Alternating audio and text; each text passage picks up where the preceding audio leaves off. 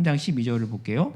3장 12절에 보면 첫째 달 13일에 왕의 서기관이 소집되어 하만의 명령을 따라 왕의 대신과 각 지방의 관리와 각 민족의 관원에게 아하수에로 왕의 이름으로 조서를 쓰되 각 지방의 문자와 각 민족의 언어로 쓰고 왕의 반지로 인친이라. 자, 그래서 조서를 보내는데 어떤 조서죠? 그 조서 안에는 12월에 한 민족을 진멸하라, 깡그리 죽여라라는 조서를 쓰고 그 조서에 도장을 찍고 그리고 임봉을 했대요. 여러분, 임봉이 뭔지 아시죠? 보통 언제 임봉하죠? 요즘에 배달의 민족이나 아니면 쿠팡 이치에서 음식물 시키면 요즘에 약간 스티커로 임봉하죠. 왜요? 누가 빼먹을까 봐. 그래서 임봉을 하잖아요. 그 임봉이에요. 그러니까 아무도 바꾸지 못하도록 이렇게 꽉 도장을 찍고 스티커를 붙인 겁니다. 자, 그렇게 임봉한 조서를 13절에 보면 전국 각 지방에 보냈는데 그 내용에 대해서 13절에 나오죠. 12째 달 곧 아달월 13일 하루 동안에 모든 유다인을 젊은이, 늙은이, 어린이, 여인들을 막론하고 죽이고 도륙하고 진멸하고 또 그 재산을 탈취하라고 하였고, 14절 이 명령을 각 지방에 전하기 위하여 조서의 초본을 모든 민족에게 선포하여 그날을 위하여 준비하게 하라 하였더라. 15절 역졸이 왕의 명령을 받들어 급히 나가매 그 조서가 도성수산에도 반포되니 왕은 하만과 함께 앉아 마시되 수산성은 어지럽더라. 이 조서가 드디어 반포가 됐습니다. 그래서 하만의 기분이 얼마나 좋았을까요? 그리고 이 모든 자초지정을 잘 모르고 은 1만 달란트를 받았다는 것 때문에 기분 좋은, 어떻게 보면 참 바보 같은 왕은 하만과 함께 기쁨의 잔치를 벌이는 거죠. 술을 마시면서. 그런데 그때 15절 마지막 부분에 그 도시 분위기는 어떠했다라고 묘사하죠? 수산성은 어지럽더라. 악한 뜻대로 모든 것이 진행될 것 같은 그런 상황인데요. 자, 4절로 가보겠습니다. 4장으로 가볼게요. 자, 모르드게가 이 모든 일을 알고 자기의 옷을 찢고 굵은 베옷을 입고 재를 뒤집어 쓰고 성중에 나가서 대성통곡을 합니다. 그러니까 이 당시 사람들의 슬픔의 표현이에요. 옷을 찢고, 어떻게 우리 민족이 죽게 생겼어, 큰일이다, 어떡하지? 힘이 없어요. 페르시아 안에서 소수 민족이었거든요. 걱정을 하고 있습니다. 자, 2절 대궐 문 앞까지 이르렀으니 굵은 베옷을 입은 자는 대궐 문에 들어가지 못함이라. 자, 대성통곡을 하고 있는 거예요. 성중에 나가서. 3절 왕의 명령과 조서가 각 지방에 이름에 유다인이 크게 애통하여 금식하며 울며 부르짖고 굵은 베옷을 입고 재에 누운 자가 무수하더라. 생각을 해보세요. 전국 각지에 유다인들이 흩어져 있었겠죠. 그런데 그 조서가 반포된 얘기를 들으니까 얼마나 슬퍼요. 우리 11개월 후에 다 죽게 생겼구나.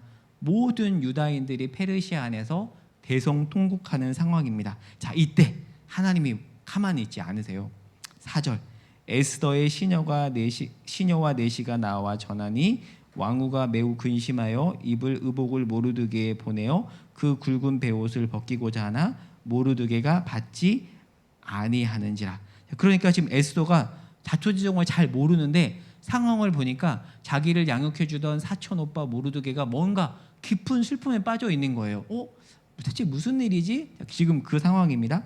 자, 그래서 5절 에스더가 왕의 어명으로 자기 가까이 있는 내시 하닥을 불러 명령하여 모르드게에게 가서 이것이 무슨 일이며 무엇 때문인가 알아보라 하매 하닥이 대궐 문 앞 성중 광장에 있는 모르드게에게 이릅니다. 자, 에스더가 오빠의 모습을 보면서 이게 대체 무슨 일인가, 이 모든 것을 내시를 통해서 확인을 합니다. 자, 그리고 7절 모르드게가 이 모든 상황을 디테일하게 내시를 통해서 에스더에게 알립니다. 자, 그리고 이제 에스더에게 본격적으로 모르드게가 자기의 뜻을 전달하는데 8절입니다. 유다인을 진멸하라고 수산궁에서 내린 조서 초본을 하닥에게 주어 에스더에게 보여 알게 하고 또 그에게 부탁하여 왕에게 나아가서 그 앞에서 자기 민족을 위하여 간절히 구하라 하니 하닥이 돌아와 모르드게의 말을 에스더에게 알림해. 자, 에스더가 이제 듣습니다. 그러니까 모르드게가 에스더에게 이야기를 하는 거예요.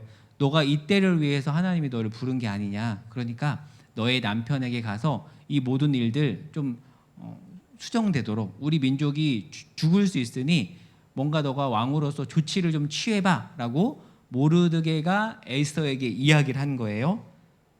그리고 10절입니다. 에스더가 하닥에게 이르되 너는 모르드게에게 전하기를 왕의 신하들과 왕의 각 지방 백성이 다 알거니와 남녀를 막론하고 부름을 받지 아니하고 안뜰에 들어가서 왕에게 나가면 오직 죽이는 법이요 왕이 그 자에게 금규를 내밀어야 살 것이라. 이제 내가 부름을 입어 왕에게 나가지 못한 지가 이미 30일이라 하라 하니라. 자, 왕으로 간택된 지 지금 몇 년이 지났죠? 5년이 지났고요. 이미 한참 시간이 지났으니까 이 변덕쟁이 아하수에로가 에스더를 향한 마음이 그래도 처음보다는 식지 않았을까요? 그렇게 추정을 할 수 있겠죠. 자, 그리고 마침 아하수에로 왕이 에스더를 부르지 않은 지 며칠이 지났대요. 30일이나 된 거예요. 그러니까 아하수에로 왕 입장에서 본다면 에스더가 지금 별론 거예요. 지금 자기를 채워주지 못하는 거예요. 지금 마침 또 그런 상황이에요. 둘 사이가 좋았을 때라면 모르드게의 말을 에스더가 자기 남편에게 전할 수 있을 텐데 30일이나 지났고요. 그리고 페르시아 법에 따르면 11절에 나오죠. 왕에게 먼저 왕이 부르지 않았는데, 즉 왕이 보통 규는 막대기입니다. 막대기를 먼저 내밀어야 올 수 있는데 왕이 먼저 너 나한테 와라고 얘기하지 않았는데 먼저 다가가면 죽는 거예요. 부인이라 할지라도. 그게 무시무시한 페르시아 법이었어요. 그래서 에스더가 모르드게에게 얘기하는 거예요. 저 오빠 지금 남편이 저 안 부른 지 30일이나 지났고요. 우리나라 법에 따르면 제가 왕후라고 해도 남편이 먼저 막대기를 내밀지 않고 제가 먼저 나가면 저 죽을지도 몰라요. 어떻게 지금 그렇게 이야기를 하는 겁니다. 여러분이 에스더라면 어땠을 것 같으세요? 쉽지 않았겠죠. 자, 그리고 12절 그 에스더의 말을 내시가 모르드게에게 전합니다. 자, 그러자 13절 모르드게가 이제 이 얘기를 들었어요. 지금 에스더가 왕이 안 부른 지 30일이 됐고 왕이 금규를 내밀지 않고 가면 우리 에스더도 죽을 수 있구나. 지금 그 얘기를 들은 겁니다. 근데 모르드게가 세요. 그리고 믿음이 좋습니다. 13절을 볼게요. 모르드게가 그를 시켜 에스더에게 회답하되 너는 왕궁에 있으니 모든 유다인 중에 홀로 목숨을 건지리라 생각하지 말라. 야, 너 혼자 살아남으려고? 우리 다 죽는데? 야, 너 그렇게 생각하지 마라고 굉장히 강하게 얘기를 하는 거예요. 자, 그리고 14절에 보면 놀라운 일종의 믿음의 고백이라고 할 수 있는데, 자, 14절에 이렇게 말하죠. 이때 내가 만일 잠잠하여 말이 없으면 유다인은 다른 데로 말미암아 노임과 구원을 얻으려니와 너와 내 아버지 집은 멸망하리라. 내가 왕후의 자리를 얻은 것이 이때를 위함이 아닌지 누가 알겠느냐 하니. 무엇을 의미할까요? 너가 지금 하나님의 뜻을 이루기에 가장 좋은 조건에 있지만 하나님은 너가 아닐지라도 다른 방법을 통해서도 일하시는 분이야. 지금 모르드게가 그 얘기를 하는 거예요. 네가 그 기회를 바친다면 너가 손해인 거야. 지금 그 이야기를 하는 겁니다. 이 내용이 강의 한 47페이지에 있는데요. 위에서 두 번째 단락을 볼까요? 제가 읽어볼게요. 모르드게는 아브라함 때부터 하나님께서 약속하신 이스라엘 백성의 구원을 믿었다. 따라서 에스더를 통해서 유다인들이 구원받지 못하면 하나님께서는 다른 통로를 통해서라도 구원하실 것이라고 믿었던 거예요. 그래서 담대하게 네가 순종하지 않으면 하나님께서 다른 통로를 통해서 그 일을 하실 것이니 야 에스더야 선택은 네가 해. 그리고 왕후 자리를 얻은 것은 이때를 위함이 아니냐라고 도전을 하고 있는 겁니다. 자, 제가 네모박스에 묵상거리를 적어놨는데요. 읽어볼게요. 어떤 일이 생기면 우리는 그런 생각하죠. 꼭 그 사람이 있어야 돼. 그 사람이 있어야지만이 이 문제를 해결할 수 있어라고 하지만 그러나 하나님은 하나님 뜻이라면 다른 사람을 통해서 우리가 전혀 생각하지 못한 방법을 통해서라도 하나님은 반드시 그 뜻을 이루시는 분이라는 거죠. 그 믿음이 누구에게 있었던 거죠? 포로지에서 신앙생활했던 모르드게에게 있었던 겁니다. 그러니까 주변에 오늘날 우리로 따진다면 믿음의 동료들이 정말 많았던 것이 아니라 완전 세상 한바닥이에요.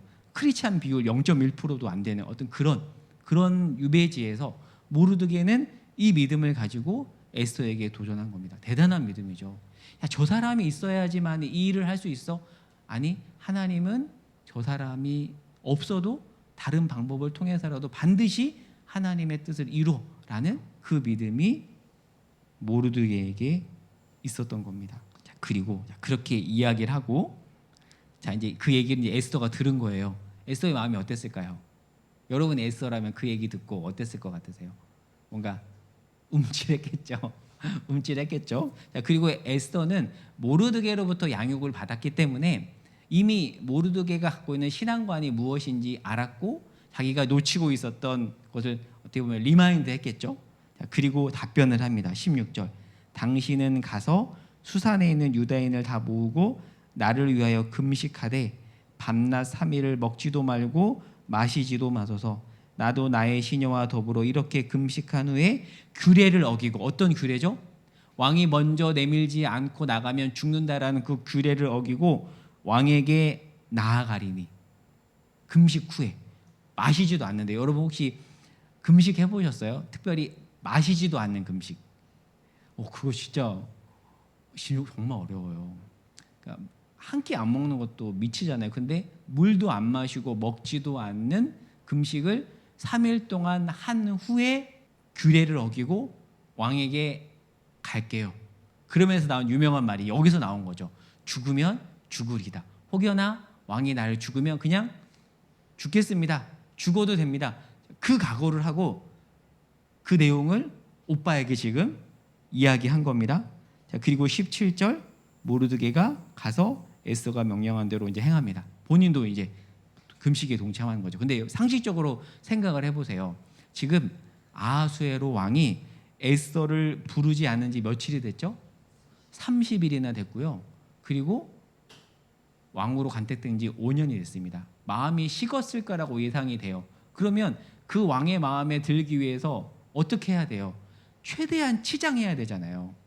잘 먹고 얼굴 예쁘게 꾸미고, 그렇게 해도 모자랄 판에 3일 동안 먹지도 마시지도 않은 채 초췌한 얼굴을 가지고 왕에게 나아가면 왕이 우리 일반적인 상식으로 생각하면 거절하겠죠. 그런데 지금 어떤 믿음이 있었던 거죠? 죽으면 죽으리이다. 그리고 금식은 어떤 의미가 있죠? 보통 우리가 언제 금식하죠? 주님, 정말 제가 할 수 있는 게 아무것도 없습니다. 정말 하나님만 의지할 수밖에 없습니다라는 간절한 믿음의 고백이 금식 안에 담겨 있잖아요. 근데 여러분, 그 성경에 명확하게 금식해라라고 명령하는 부분은 한 군데밖에 없습니다. 의외로 율법서에 보면 금식하라는 구체적인 명령은 없고요. 금식하는 때는 딱 한 번입니다. 언제인지 아세요? 레위기에 나오는, 보통 들어보셨어요? 그 메이저리그나 그 보면 미국계 유대인 선수들이 이때 출전을 안 해요. 마치 그 이슬람 금식일 라마단 때 무슬림 선수들이 그 라마단 기간에 음식 먹지 않고 출전하지 않듯이 이스라엘 유다인들에게도 이 절기가 있는데요. 이걸 뭐라고 말하냐면 히브리어로 욤 키푸르라고 해요. 욤 키푸르. 이제 욤은 이제 이렇게 해가지고 히브리어로 날이라는 뜻인데요.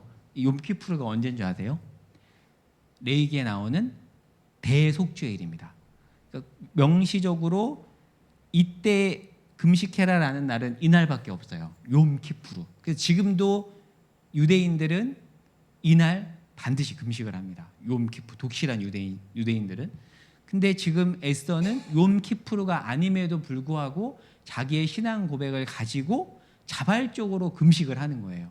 하나님만 온전히 의지한다라는 거죠. 신약에서도 보면 바리새인들이 금식하잖아요. 자기들이 그냥 만든 거예요. 그거는 구약에서 명령하는 게 아닙니다. 욤 키푸르 때만 금식을 하게 돼 있는데 욤 키푸르가 아님에도 불구하고 금식을 하고 이제 왕에게 나갈 준비를 하는 거죠.